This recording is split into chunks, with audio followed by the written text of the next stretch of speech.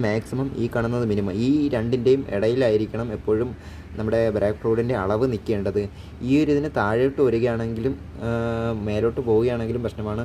അതുകൊണ്ട് താഴോട്ട് വരികയാണെങ്കിൽ നമുക്ക് പാഡിൻ്റെ കണ്ടീഷൻ ഒന്ന് ചെക്ക് ചെയ്യേണ്ടി വരും. കാരണം പാഡ് ലോ ആയിട്ട് പിസ്റ്റൺ തള്ളുമ്പോഴാണ് ഈ ഒരു ബ്രേക്ക് ഫ്ലൂയിഡ് ലെവൽ താഴേക്ക് പോകുന്നത്. നമുക്ക് അവിടെ ഒന്ന് ചെക്ക് ചെയ്ത് നോക്കാം.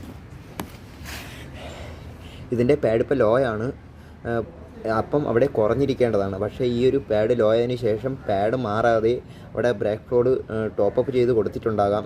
അതാണ് ഈ ഒരു അവസ്ഥയിലായിരുന്നിട്ടും അവിടെ ബ്രേക്ക് ഫ്ലൂയിഡ് കറക്റ്റ് അളവിൽ നിൽക്കുന്നത്. ഇനിയിപ്പോൾ ഈ ഒരു പിസ്റ്റൺ ഇത്രയും മാത്രം തള്ളിയിട്ടുണ്ട്, നിങ്ങൾക്ക് കാണാമോ പറ്റുമെന്ന് അറിയത്തില്ല, ഇത്രയും മാത്രം തള്ളിയിട്ടുണ്ട്. ഈ ഒരു പിസ്റ്റൺ തിരിച്ച് നമ്മൾ പുതിയ പാഡ് മാറുന്ന സമയത്ത് തിരിച്ച് തള്ളുന്ന സമയത്ത് ബ്രേക്ക് ഫ്ലൂയിഡ് തിരിച്ച് അതിലേക്ക് തന്നെ റീഫില്ലാകുന്നതാണ്. അപ്പം ഒരു കാര്യം ശ്രദ്ധിക്കുക, ബ്രേക്ക് ഫ്ലൂയിഡ് ലോ ആണെങ്കിൽ പാഡിൻ്റെ കണ്ടീഷൻ ശ്രദ്ധിച്ചതിന് ശേഷം മാത്രം ബ്രേക്ക് ഫ്ലൂയിഡ് ടോപ്പപ്പ് ചെയ്യുക.